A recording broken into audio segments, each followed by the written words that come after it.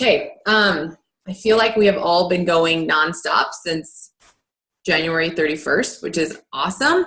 And so we have been really busy, which means that Ashleigh has been super, super busy, but she has given us this time to kind of pour into us a little bit, tell us what she's done to be successful in the business and change your mindset and just kind of where she has come from and where she's at now and where she's going. So for those of you that don't know, Ashleigh Mayfield is number 65 income earner in the company, which just happened in basically 1 year, which she'll get to share that, which is incredible. So just to give all of you guys just hope that anything is possible.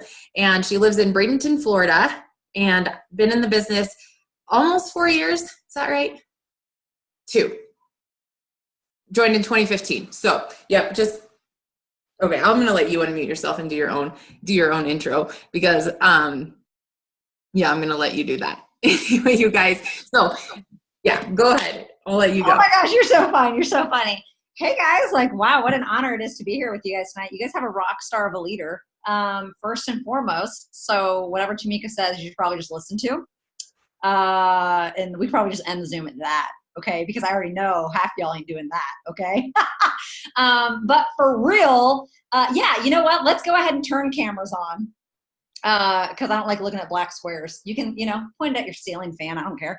But the reality is, as leadership, we are always here to help you. We're not here to hurt you. And sometimes that tough love or we love tough, however you want to phrase it, that happens. But my name is Ashleigh Mayfield, and I am a presidential diamond, which feels really freaking cool to say because I joined not thinking anything would ever happen.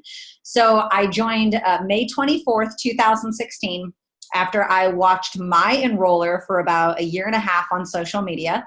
Can you wave at me if you made fun of the person that like you were watching first? You're like, what the heck are they doing? Like, that's such a scam. Okay. That's like a crock. Like that was me. I was one of those girls. So for the first 12 months, I made fun of her. For the last 6, I was pretty much vicariously living through her. I joined as a loyal customer. 2 days later, paid the $50 fee, joined as a distributor. Did not do anything my first 7 days. I literally cried every day.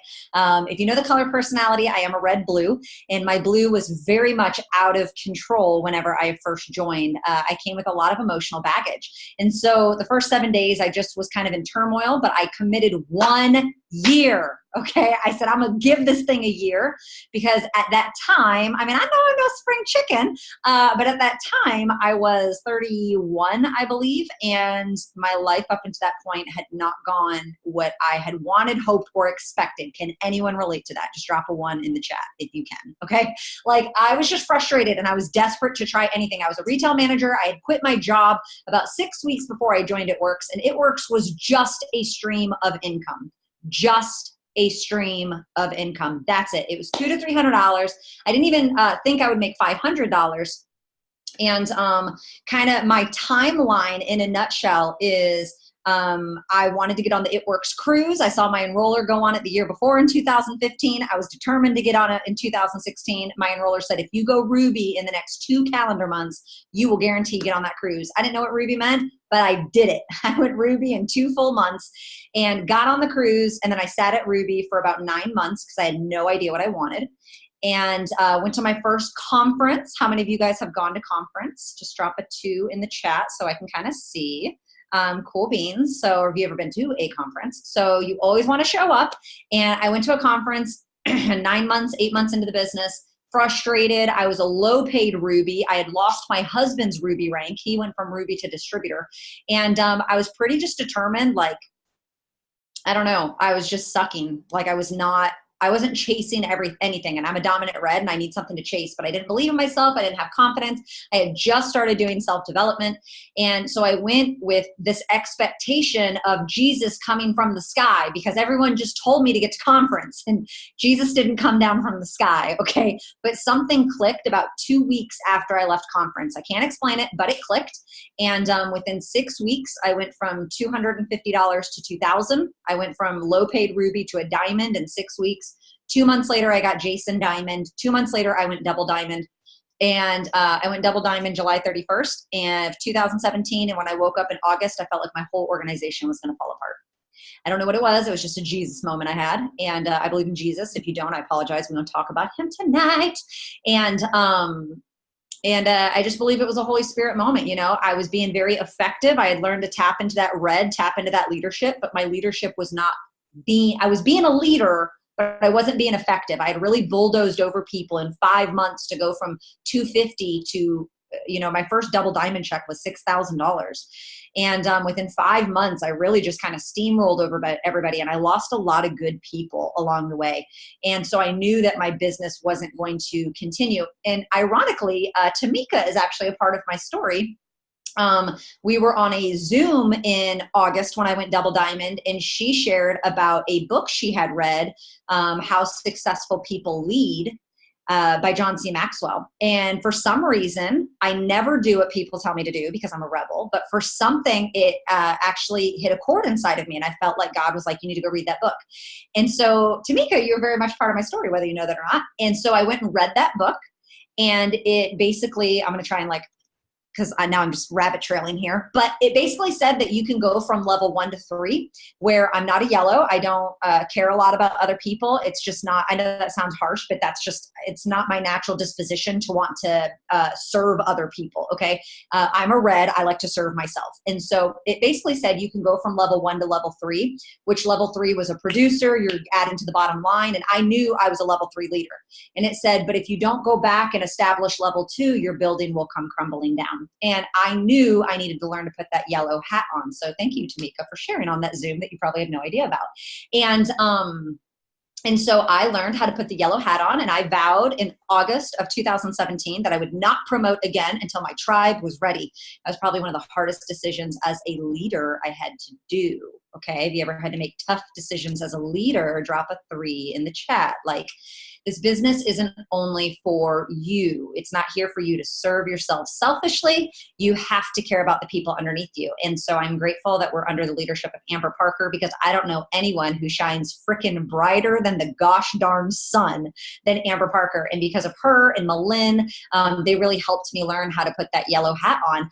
And because of that, we had a phenomenal 2018. I started off the year as a double diamond, making my January check was $5,000. 30 days later, it was over $10,000. We went to triple diamond in April. We went to presidential in September, and we ended the year earning an average of $22,000 a month between me and Jason's account. I'm a presidential and he's a triple. And so, you know, a lot of people see the flash and the glam. We were just announced number 65 at conference, which was a huge honor. I was pretty much dumbfounded when they got to number 75. I just leaned over and grabbed Jason's arm, and I was like, I'm just beyond honored. But because of this business, I have 1000% have started finding myself and who I am. Because of this business, we paid off $63,801.99 in debt in 6 months. We were just honored with the company's Freedom Award at conference, which was a huge, I was just absolutely humbled by that. But it's absolutely changed my life, and it's helping me find my passions and what my gifts are. And I'm just so grateful that we're a part of this amazing company, and it is home to me. So that's a little bit about me in a nutshell. But I want you to know that a lot of people probably see the glitz and the glam and the victory, but there's been so many struggles. There have been so many sleepless nights. There have been many 3 a.m. nights, many tears along the way, many doubts, many fears, many people quitting on me, moments where I thought I was going to quit on myself. I'm going to be just absolutely transparent, which I hope that's okay tonight, because I'm pretty raw and real. I think anyone who knows me knows I'm pretty direct. But there's been a lot of lows, but you can't have a high without a low. Okay. It's important. I want you to grasp that tonight. So, this company's absolutely changed my life. And, again, if I'll be super transparent, this year we have some audacious goals. I think, have you guys ever done anything? The first time you did it, it was sheer excitement and adrenaline. And then the second time you did it, you kind of knew what to expect. So then you were just paralyzed by fear. So I've been skydiving twice. The first time I went, I was so juiced up on adrenaline. I had no idea what was happening until I jumped out of the plane, and then I kind of crapped my pants. But the the second time I did it, I like didn't sleep the night before. I was having all these thoughts about death.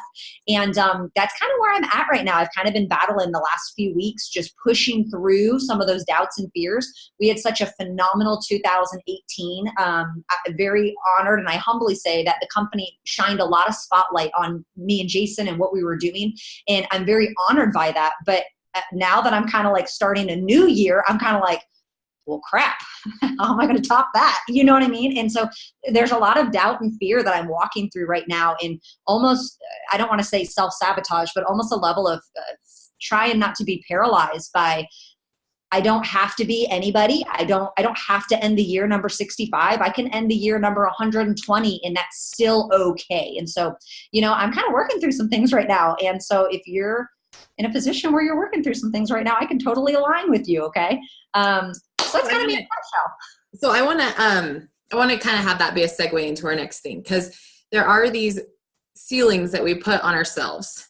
And so if you can kind of think back through your story, you know, your first one, you said you watched your enroller for a really, really long time. And then the last 6 months you were just like coveting her life. Like you wanted to be a part of it.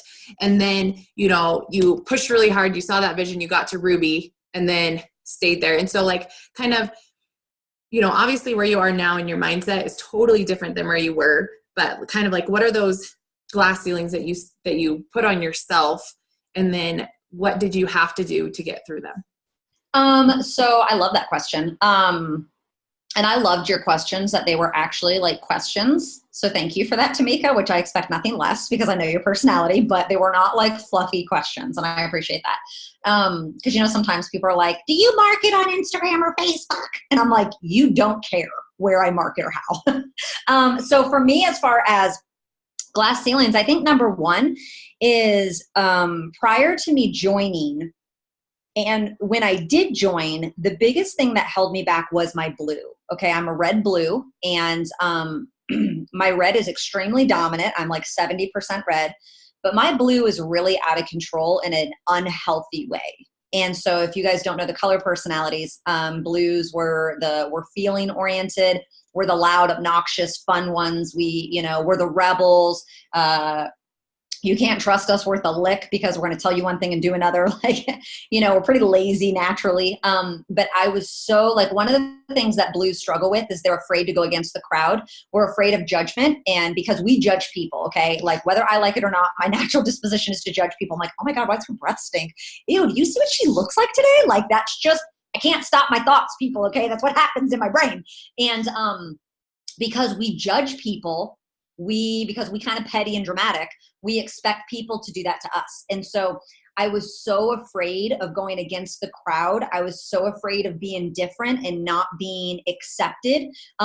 So kind of like that FOMO, or like having all the attention on me, it really held me back for a while. That's why I didn't join my enroller at first. And then that's kind of what gave me that slow start, is I was afraid to branch out. I was afraid to say, this is who I am unapologetically. I hated that show, or that movie, The Greatest Showman or whatever, but we all know that song. Okay. This is me. Okay. Like that. I was afraid to do that. And I was afraid of letting go of the good to chase the great. I was definitely afraid of that. And it probably had a lot to do with my growing up. I grew up, with two military parents, two Marines, my mother and my father. Life was very, very tough growing up. And then we just grew up with nothing. And everything that I ever had, I was so afraid of it being taken away from me, that I was so afraid of the friendships that I had developed being taken from me because I knew me joining this would rely on me stepping out of my shell and stepping into the unknown, into the unfamiliar. And it would require me to level up everything in my life. And I think for me, that was a huge glass ceiling that I had to get over, was kind of like exposing who I really was, I mean, on social media, people thought I had it all together, but I was definitely a basket case when I joined this company. And I think because of it works, one of the glass ceilings I've had to break was loving myself and approving myself and giving myself grace to work through whatever issues I had to work through. Also to not throw in the towel. I think this helped me break the glass ceiling of being a quitter. You know, as a blue, we're really lazy, natural disposition. And if things don't come quick, we'll just chalk up an excuse as why it's not working. Right. And I've always kind of, thrown myself out of the game before I ever put myself in the game. So for me, I think it broke that glass ceiling too. I made that 1 year commitment. And so I wanted to quit. Like I said, I joined in May, I went Ruby in 2 months, and then I sat there. And that December was probably one of the worst, I don't want to say the worst moment of my life, because I know what that moment is, but it was definitely a defining moment for me in my life. And with every fiber of my being, all of December of 2016, I wanted to quit every single day. It got to the point where Jason sat me down and he's like, I don't want you to quit, but if you I can't see you like this because you're in turmoil. And I was just like, God, it's not supposed to be this hard. And if this is that hard, then I don't want anything to do with it. And so I coined this phrase now with the tribe: you have to push through the suck.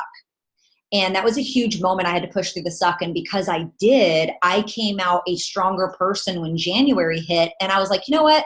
I committed a year. I've got 5 more months left, and I'm just going to suck it up. And because I pushed through the suck, it prepared me for what was to come in 2017. So I'd say that's another glass ceiling that I broke. Learning how to push through the suck, learning how to be vulnerable, learning how to push through the suck. And then, I think just, believing that I'm actually, that I'm not inadequate. I posted on my social media today, actually on Facebook, how a year ago in my memories, it popped up that me and Jason were seeing a marriage counselor. And because I was just sure and determined that something was wrong with my husband. And I got healed going to counseling. It had nothing to do with Jason. And so I had no idea how bad I needed a counselor. And I got to spend an hour private session with him. He interviewed both of me and Jason. And then the next week, Jason got an hour and I got an hour. And then we came back together. Well, in my hour, it was life-changing. He let me talk for 55 minutes. And then in 5 minutes, he said, I know what you're struggling with. And I was like, what? And he goes, you have dealt with inadequacy your entire life.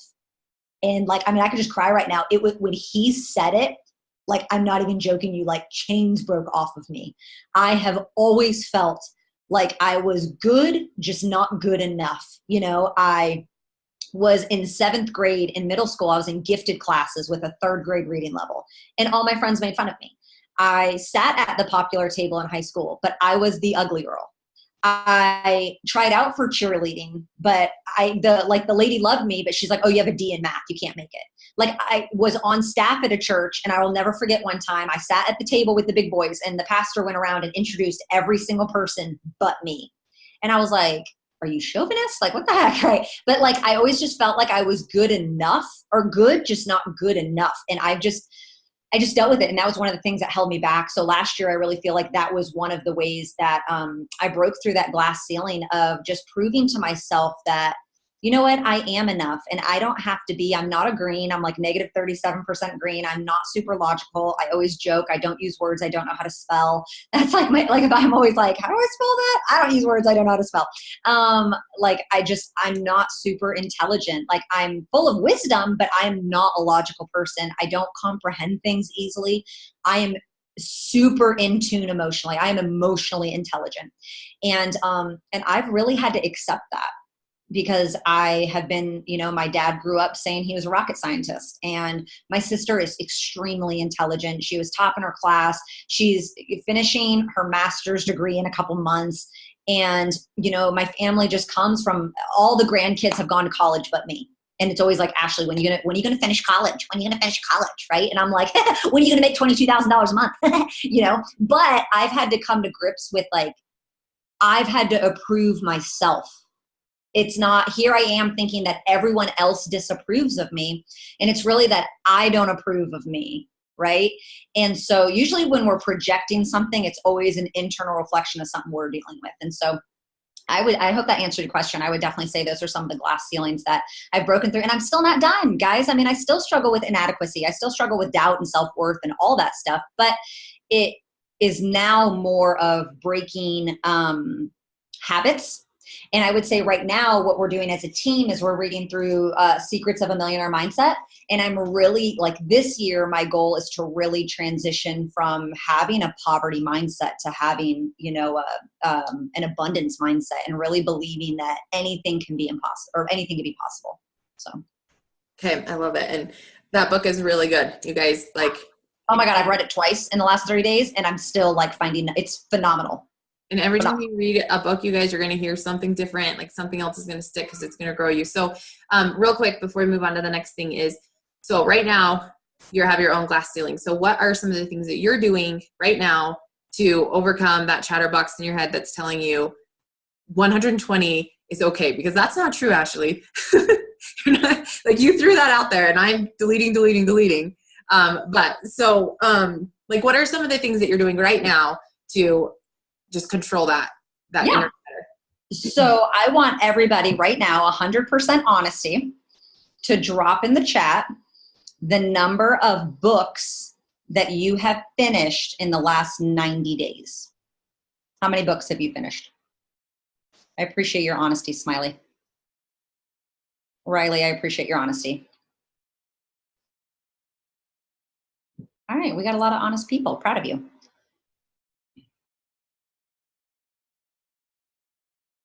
Clearly, they don't include medical. All right, cool.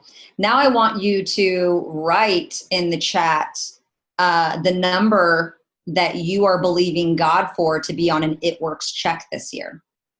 What number is that? You want to open a $6,000 check, $2,000 check, $500 check, $10,000 check by the end of the year. Anything's possible. What's that number?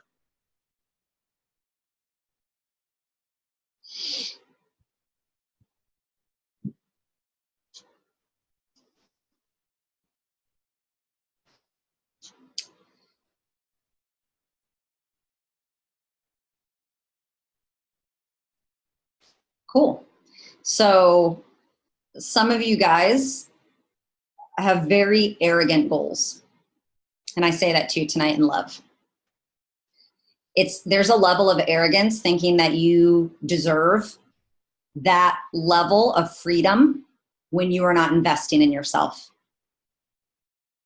You don't think that you are worth the investment to read a book of self-development, but you think that you're worth multiple thousands, and some of you multiple tens of thousands. That's a level of arrogance. And so one thing that I have non-negotiables I do every single day, but one thing that I do is self-development is a non-negotiable, like air to my lungs. I do not know it all. And my natural disposition is to act like I know it all, but I do not know it all. And I believe, I'll argue with anybody. I believe, maybe that's arrogant right there, but I believe the number one quality of a leader is humility. And that is understanding that we do not know it all. And so for me, the way that I counteract my natural disposition also can be that I'm better than other people. And so the way that I counteract I'm better than other people, which is my red, and the way that I counteract the I'm inadequate, which is my blue, is by doing self-development. Every day I do self-development. Every day I do self-development. Every day I do self-development. And for those of you that are on here tonight that think you have no time, that think you can't possibly fit it in, you are lying to yourself. You are lying, okay? It doesn't matter. Some days it's a book. Some days it's a podcast. Some days it's 10 minutes. Other days it's 4 hours. Depends on what my body is craving. It is like air to my lungs at this point. And it started off as a habit. I am not a strong reader. I already told you, seventh grade gifted class with a third grade reading level. Okay. My friends actually bought me Curious George books for Christmas and I went home crying. Okay. I laughed to their face, but I was crying. But I have had to force myself to fall in love with developing myself. I am more of an audible learner. I prefer it just because since I am that blue, I thrive in chaos. So I'm a multitasker. And so I want to be able to, take it with me throughout the day. But guys, I'll be honest with you, like there is so much time in your day. Okay. And ladies, like while you shower, you can go spend 10, 15 bucks and turn something on while you're in the shower. While I'm putting my makeup on, I'm listening to a podcast. I will pause it to blow dry my hair. While I'm straightening my hair, I am listening to a podcast. While I'm driving in my car, the radio does not come on, you guys. I'm listening, unless it takes me, which now we've moved, so it doesn't, but the podcast comes on. When I'm cleaning, which is not often, but when I do, the podcast comes on, because cleaning actually is therapeutic for me. The podcast comes on. You guys, there's no excuse. There is no excuse. I don't care what you do. There's no excuse not to develop yourself. And so every day I have to, because I have to move my brain forward. I have to break through my glass ceilings, because it's no one else's job to break through my glass ceilings like me. That is my job. That is my duty, my obligation, my purpose, my calling is to live the best life. And you have a level of arrogance that you think that you financially are worth earning $1,000 from social media up to $30,000, $100,000 without developing yourself. That it doesn't make sense, you guys. And you guys, I'm speaking very directly because I need you to get that, because people will ask me, teach me how to rock my business. Teach me how to sign customers. Teach me how to sign distributors. Do you want to know the secret sauce? It is you. You. Like, I am not your secret sauce. Tamika is not your secret sauce. Mo is not your secret sauce. You are your secret sauce. You control the gauge, whether you make $1,000 or $10,000. You. And if you are not developing yourself, if you are not proactively moving your brain forward, speaking life into yourself, you've already lost. So I don't have any choice but to do self-development, because if I do not move forward, I will quit tomorrow.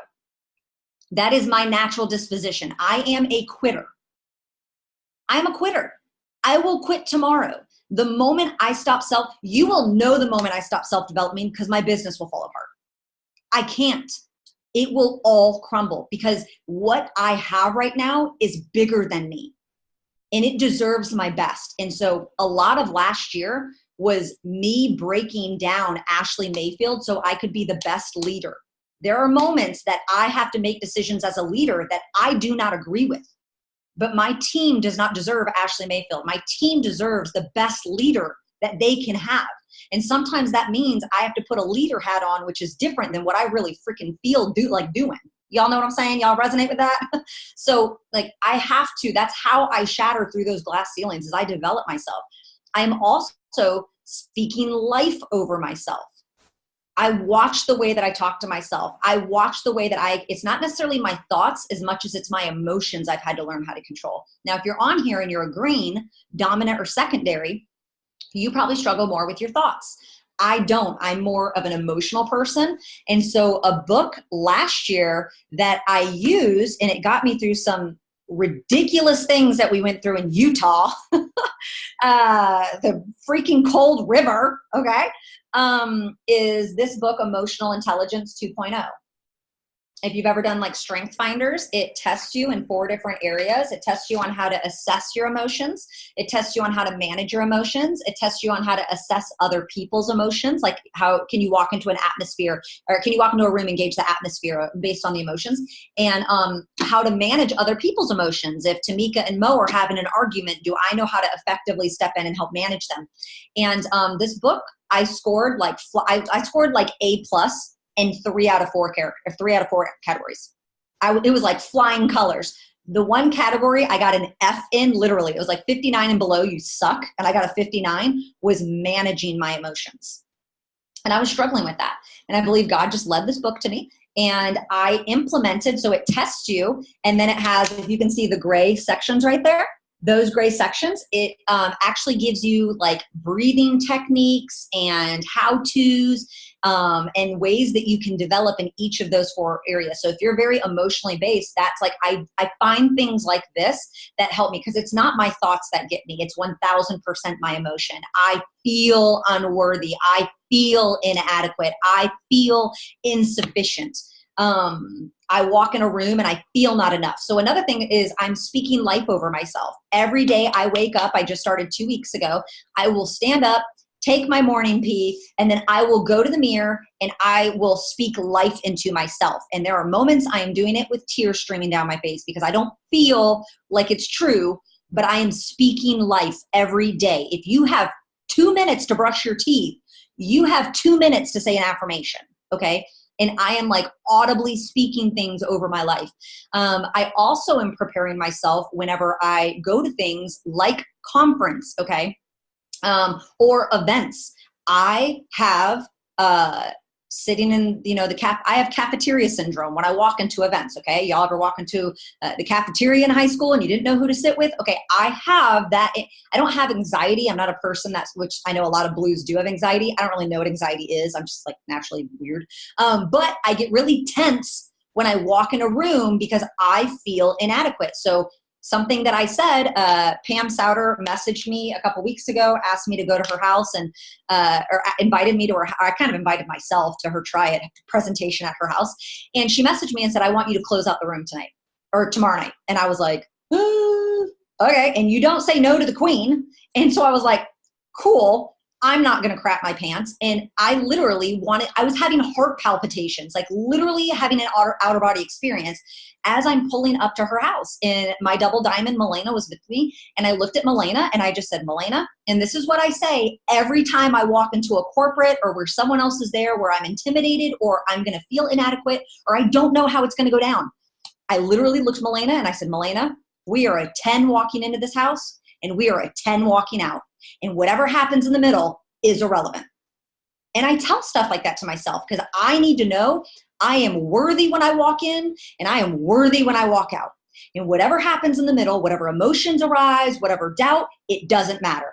I am enough when I walk in and I am enough when I walk out. And, speaking those things over yourself, you guys, that is the work that no one wants to talk about. People can talk about how their business explodes and I sign 100 plus customers a month. Cool. That's awesome. I don't want to be that person. And I don't know if that's right. And I don't know if that's wrong. And I don't give two flying farts what anyone thinks about that. I don't want to be the person that needs to enroll 100 customers. I want to be the person that learns how to take the normal average person and turn them into a runner. I don't want runners on my team. I want to build runners on my team. Because the moment I figure out the system on how to build a runner, I'm freaking unstoppable. I don't want to go looking for my diamond in the rough. I want to learn how to make diamonds. Boom. You know what I'm saying? And the only way you're going to get that, you have to change your life. You have to change your thoughts. You have to change your emotions. You have to take them captive. And you will not do that unless you're investing in yourself every single day. I love it. Lots of good one-liners there. Thanks for those. We all love them. Okay, so before we move on to the next thing, give us your top 5 personal development books and maybe a few people that you follow on podcasts. Oh my gosh. So I think that I don't know if I have top 5 personal development books. For me, I get a lot of people that are like, what's your favorite book? And I feel like I feel like people are asking the wrong question when they ask that. Because you're going to see my favorite book and then you're going to be like, oh my God, now I want to go read that. And it's not going to do anything for you because God gave that to me at the right time, right? So I have a lot of books that I've read that I thought were really, really good. Favorite podcast people. I love listening to Ed Milet. If you guys don't follow Ed Milet, I absolutely love Ed Milet. I love Denise Walsh. I listen to her a lot. We listen to Dave Ramsey. Believe it or not, we listen to Dave Ramsey. Lewis Howes, I listened to him for a while. The only thing with him is he has like a lot of ads and I can't handle that emotionally. It's just annoying to me. Eric Thomas, I'm obsessed with Eric Thomas. I love his intensity. I love his energy. I actually read that book. It's called Un-F Yourself or something like that. I thought it was terrible. That's just me though. I'm trying to see real quick. So, again, Secrets of a Million. This is what's on my desk. Secrets of a Millionaire Mindset. Phenomenal. John C. Maxwell. Everyone communicates, few connects. Phenomenal. Love that. I have the Bible. Emotional Intelligence 2.0. Love that. One of the books that changed my life was How Successful People Lead. Thank you, Tamika. Girl Wash Your Face. Couldn't stand that book. Sorry, I know. I'm like The Greatest Showman, Girl Wash Your Face. Like I'm not an American woman right now. I also don't like leggings. Not American, right? I'm not a typical white girl. The only other thing that I know that I've mentioned a lot that helped me emotionally when I first started, my enroller had me listen to an Audible book. It's called Loving What Is by Byron Katie. And I know Parker talks about it quite a bit. And it took me like until that December 2016 when I wanted to quit. That's actually the month that I started listening to that book. And so Loving What Is by Byron Katie, it just walks you through, I guess she's like a clinical psychologist, it just walks you through 4 questions that you ask yourself when you're dealing with thoughts and emotions and all of that. And so that really helped me kind of like get my emotions back in alignment. Clearly I still had to read this 2 years later, but that book really changed my life too. Yeah, I love that. Okay, thank you. And I totally agree, because a lot of times, like, you hear what people like, you said that book that I recommended. I was like, okay, I'm just going to read that book for like the next, like, I'm going to just read it 7 times real quick, and then I'm going to be presidential diamond, right? But it doesn't work. Well, and that's what we think. That's what we think. If I do what they do, but what we don't understand is what I did was figure out what was best for me. So when people say, what self-development should I do? I usually say, or they say, what self-development do you do? What book are you reading? I like never answer. I normally say, what self-development should you be doing? Or when they say, what book would you recommend I read? I don't know. What do you need help in? Self-development is such a broad spectrum. And so I'm not just now, as much as I hated being away from the crowd, now I can't stand being in the crowd. Okay. Like when, if corporate was like, we're reading, Secrets of a Millionaire Mindset, I would probably burn this book tomorrow. That's how much I don't want to be in there. I'm like, no, I got to run from it. Right. So just, don't do anything. Now, listen, here's a double-edged sword. This is the dichotomy of like being a follower. Okay. On some level, you have to listen to your leader.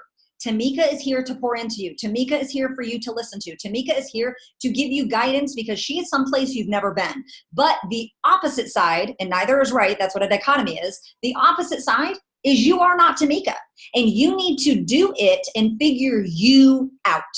Okay? And so like it's just really, really weird. And it's something that I have to walk through. I have to constantly check myself and be like, gosh darn it, I really want my leader to do this.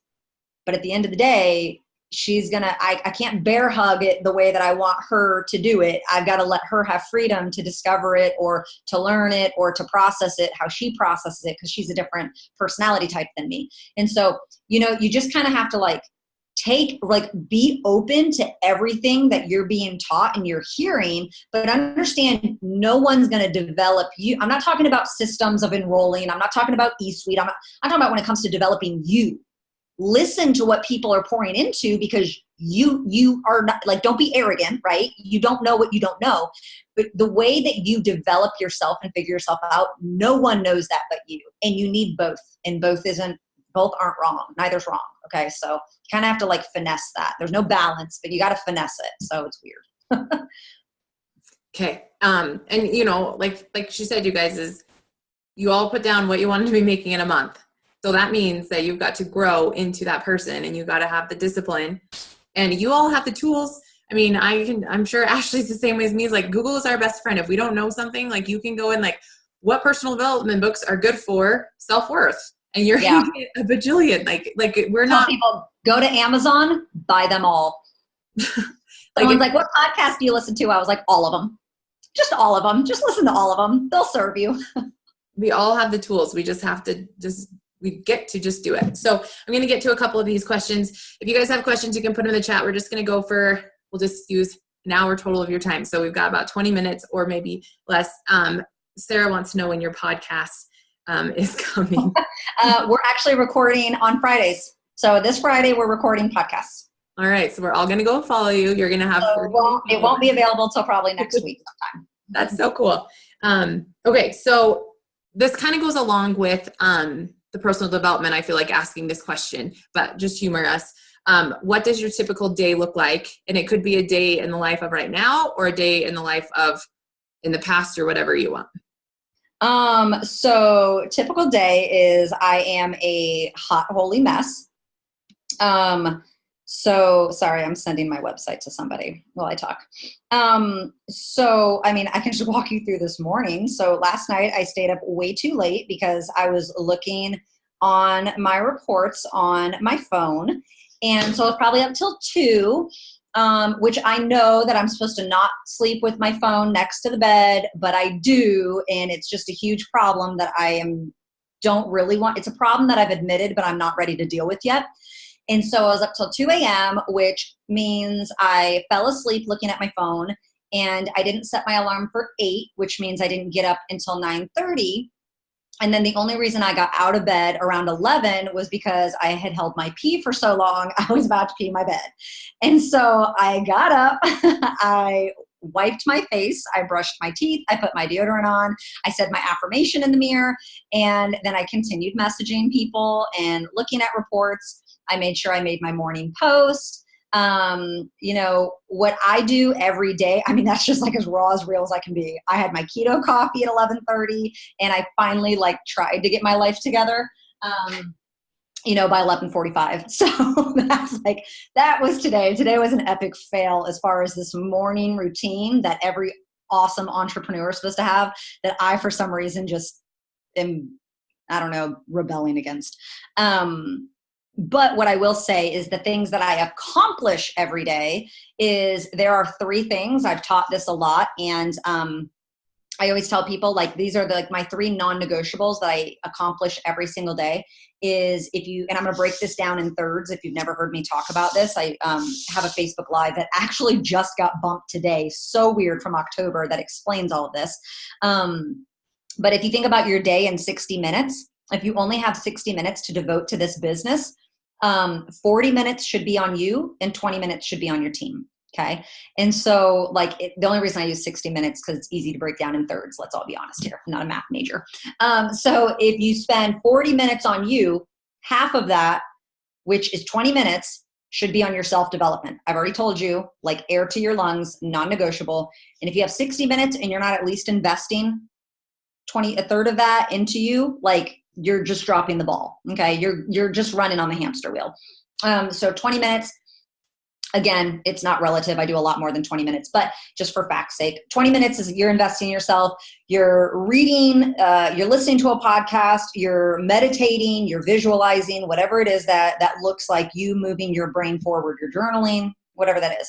Another 20 minutes is solely on your business. So see that 40 out of 60 minutes is 100% on you.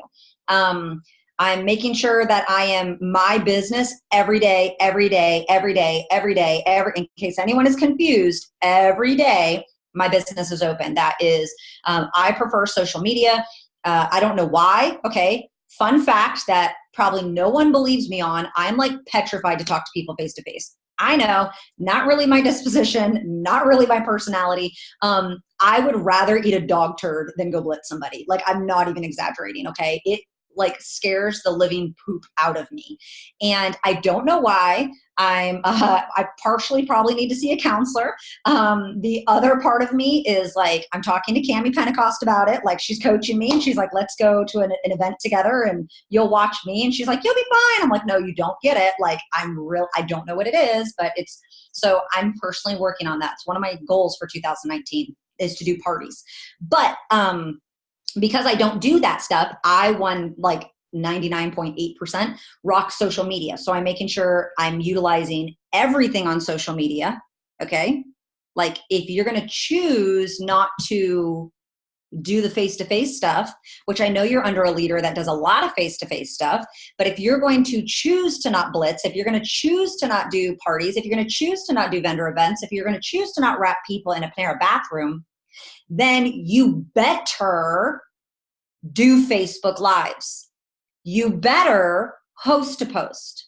You better message people. You don't get to pick and choose. Okay? You gotta work. So 20 minutes of that 40 is me investing in myself and then me investing in my business. Okay. And the stuff that I do for myself, I want to make that very clear. I don't do self-development so my business makes more money. I do self-development so I am a better human, because when I am a better human, I'm a better wife, a better mom, and a better business owner. Okay. So I really want to just kind of clarify, because I don't think I clarified that. So 20 minutes invested in myself, 20 minutes invested in my business, moving my business forward, making sure I'm on Instagram stories, I'm doing Facebook Lives, doing things like podcasts, like moving my business forward is really important to me. I'm making sure I'm doing follow-ups. I'm making sure that I'm like talking to someone new every single day, whatever. Again, some days it's just an inch I'm moving forward. Other days it's a mile. We all have those days, right? Some days we strike out. Other days we hit home runs. It happens. And then the last 20 minutes is my team. I'm making sure that I'm in my group messages. I'm making sure that I'm in my team page. I'm making sure that I'm present. I'm coaching. I'm leading. I'm developing. I'm course correcting. Gotta love those ones too. I'm doing whatever I can to help them win. Okay. Now, are there moments where I'm coaching my team more than me winning? Yes. There's moments where this stuff comes out of alignment. I feel like it's fluid. You gotta be flexible, right? As leaders, if anyone on here is like a Ruby or above, you need to know you are not going to be a rock star all the time. So right now, my loyal customer enrollments are drastically down compared to where they were last month. Last month, I was freaking hitting like massive grand slams. But this month, my volume, like my group volume is like, I don't even know, almost like $15,000 or $17,000 more than it was on this day last month. And last month was the highest month I've ever had in the history of It Works. Okay. So what does that mean? That means I still feel like I'm winning, because even though my personal enrollments aren't where I filled out my steps to success, I'm almost close to finishing my second one. But last month I popped out like 4 or 5. And so even though I'm not where I want to be by February 13th, the tribe is winning because I see those facts. I see that data, whatever.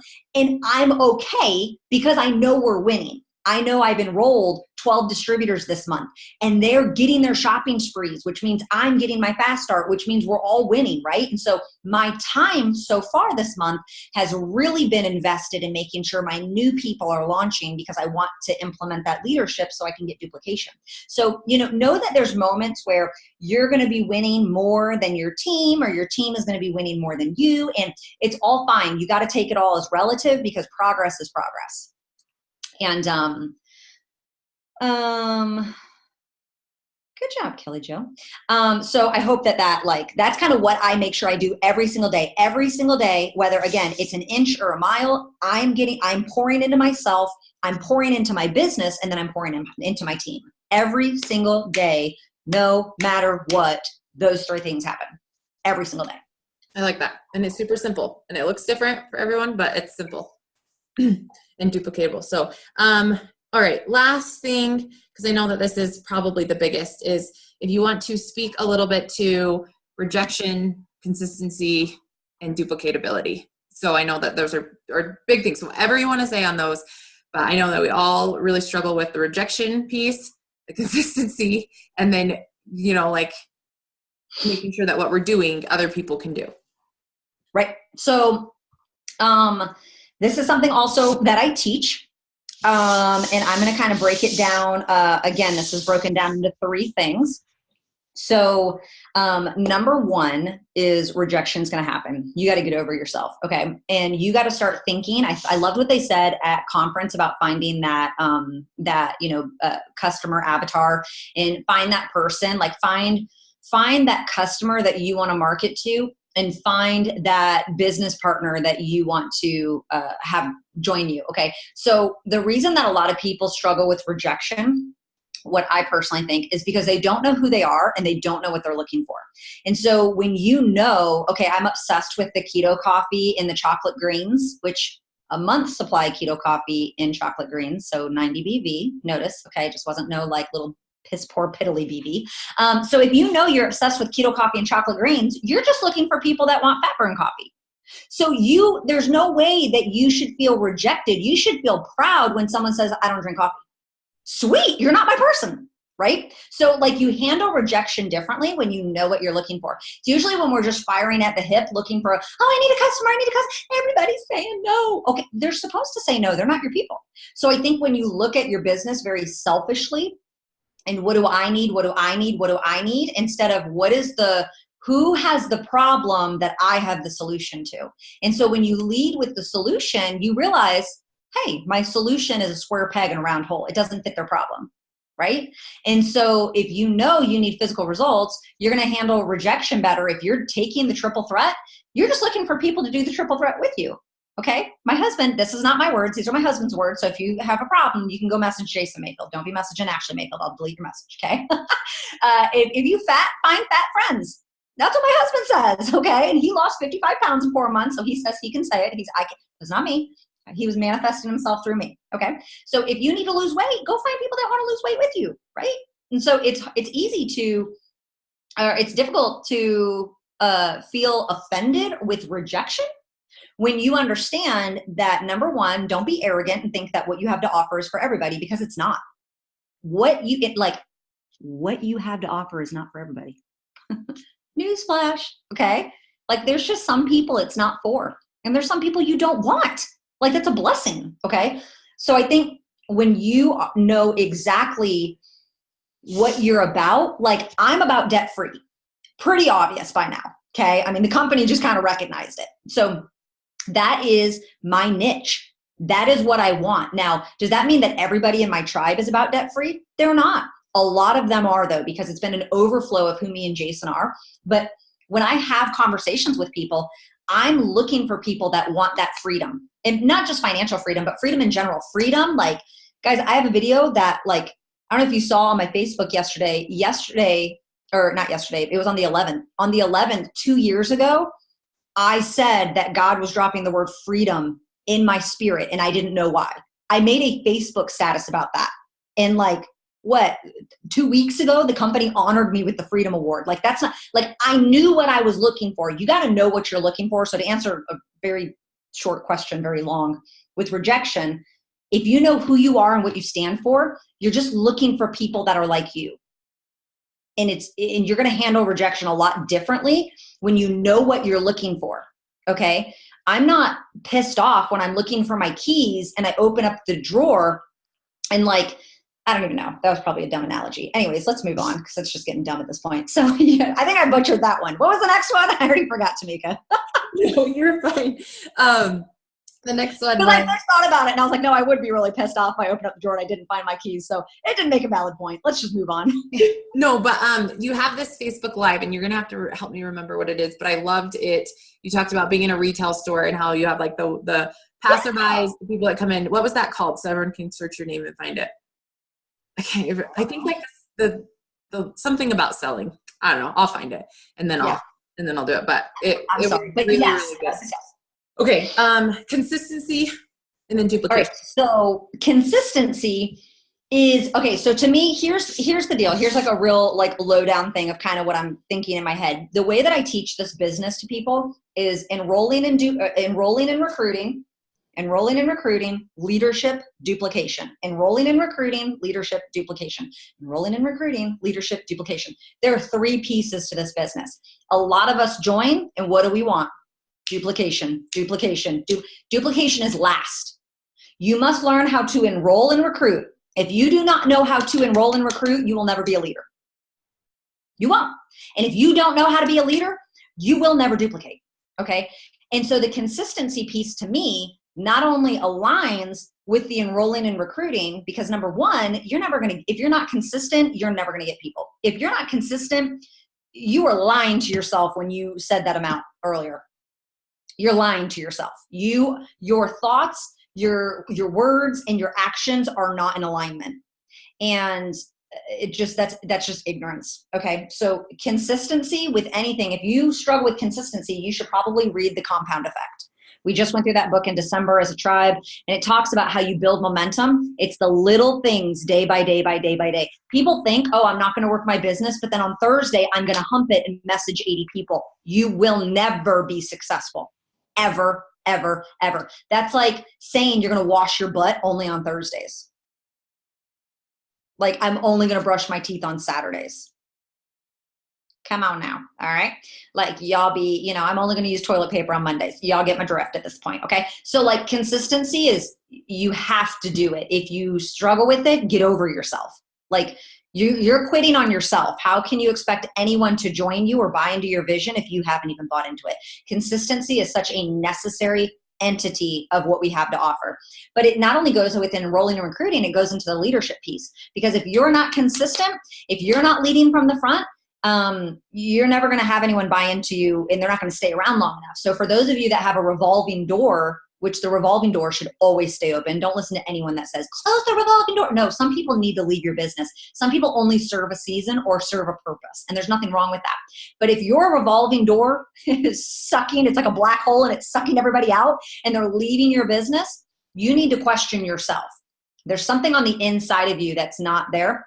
And it's probably consistency, but consistency has a lot to do with leadership. And a lot of people come to me and they're like, I don't feel like a leader. I don't know how to be a leader. Have you ever thought that or felt that? Drop a 5 in the chat real quick while I eat this cashew.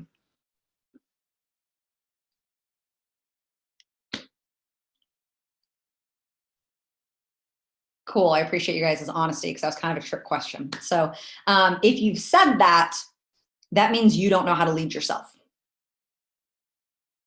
You will never lead others until you know how to lead yourself. So usually when I have a leader that says that, I'm so afraid to be a leader. I don't want to grow a team because I don't know. No, you don't know how to lead yourself. Because when you know how to fill your own cup is what touches others is an overflow of what you're putting into yourself. Right? And so if you know how to lead yourself, you know how to have discipline, you know how to have consistency, you know how to show up daily, you know how to do your non-negotiables every single day, you know how to see the vision, you know how to inspire yourself when no one else will. You know how to clap for yourself when no one else will. You know how to be an advocate for yourself when no one else will. When you know how to do that, you know how to do it for others. And so like consistency, like if you struggle with that, you need to ask yourself why you're here and what do you want? You know, and so people, it's kind of like that. People ask me, how many hours a week do you spend on your business? Whatever it takes. I'm always a wife. I am always a mom, and I am always a business owner. And there's some moments of my day where I need to get away from each of those entities. And that's not wrong. I don't need to be up my husband's butt 24/7. I don't need to be up my kids' butt 24. I sure as crap don't need them up my butt 24/7. And I don't need to be obsessed with my business 24/7 either. But I don't compartmentalize my life. I don't say, from 4 to 5 p.m., I'm a wife. From 6:30 to 7:30, I'm a mom. So why do we do that with our business, right? Like I have fluid moments, but one thing that allows me to have that mindset of my business is because me and my husband are 100% in alignment. Going debt-free was a game changer for us because we understood the power of speaking one vision. We understood the power of having that gazelle-like intensity, and we incorporated our family in that. And so, you know, you kind of like, if you struggle with consistency, I don't know, I just feel like you have to ask yourself, why are you here and what do you want? And then the last piece was duplication. And I kind of already hit on that. If you don't know how to enroll and recruit, I'm not saying you need to be a rock star, guys. I have no desire to be I don't know what's considered a high enroller. And I'm not here to knock anybody. But what I have found is that sometimes people who, you know, enroll those 50, 60, 70, 80, 90 people, number one, if I did that as a red, if I enrolled 100 customers this month, and then I enrolled 30 customers next month, I would feel like a failure. And I'm not a failure for, like 30 is a big, y'all hear what I'm saying? But as a red, I would be like, I suck, okay? And so that's not true.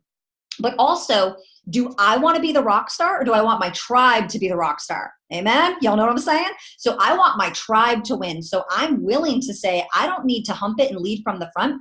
I'd rather I'm trying to do as many enrollments as I can, but I want them to succeed because I want duplication to happen. I'm not just looking to fill their boxes for them. I'm looking to spend quality time with them to figure out what their goals are, what they want, what they're dreaming, why they've been attracted to me, what freedom they want, because then I want to help them win.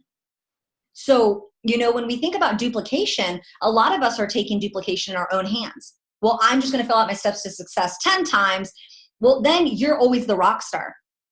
And I'm pretty sure a few of you had an upline that quit because that's how they ran their business and it fell apart. I don't know, just throwing that out there. Those of you that know, just throwing that out there, okay? Because it's easy for us to rank up when we're enrolling 70 customers in a month and 30 DTs. And I'm not knocking anyone that does that. But it's easy to use that to hit a promotion. But do you want to hit a promotion or do you want to sustain through a promotion? Y'all hear what I'm saying? So when it comes to duplication, I think that when you know how to enroll and recruit, I'm again not talking about being number one enroller and recruiter. Nothing wrong with it. I'm not knocking it, but I'm saying you can get to the top with your steps to success. And I absolutely love Sherry Lynn and John Alcala because she says that. She enrolls 4 LCs and 3 DTs. And she's what? I don't remember. She's in top 10 right now. I don't remember what number. 7, 8, 9, 6, 5, 4, 3, 2, 1. I don't know. But you can get to the top with steps to success. But you know what she's done? Leadership and duplication. That's what she's done. And so duplication will come when you know how to enroll and recruit. And when you know how to lead yourself, you will know how to pour into others. But if you don't know how to enroll and recruit and you don't know how to lead yourself, you'll never see duplication. It just won't happen because you're not going to find the right people that are going to help you duplicate. That's my Ashleigh Mayfield multi-level marketing belief right there. Enrolling and recruiting, leadership, and duplication. So, and it all just kind of ties in together, you know, with it all. I really do. When it's all said and done. So you guys, I want to know right now in the chat, write down what your takeaways were so Ashleigh can kind of read through them. And I feel like you wrapped us up really good, but if there's anything else that you want to say or address before we hop off, we just really, really, really appreciate you. So thank you for taking time because I know that it's crazy busy right now. Absolutely. Anytime. You know, guys, just don't give up on yourself. I wrote it on my mirror. You guys, some of you that follow me have probably seen it. June 1st, 2016. Every time I choose to stop, I disqualify myself. And it's still on my mirror to this day, even though we've moved across state. And, you know, I just firmly believe that every time I choose to stop, and I did a Facebook Live all on that too, I disqualify myself. It's my choice. If I stop, it's your choice if you stop. It's not your enroller. It's not a leader. It's not the company. It's not a product. It's you. If you quit on yourself, you are going to disqualify yourself from whatever it is that God has for you. And he brought you here for a reason and a purpose, and you're worth figuring that out. So I will leave you with that. All right. Thank you. Bye, guys. Thanks for having me.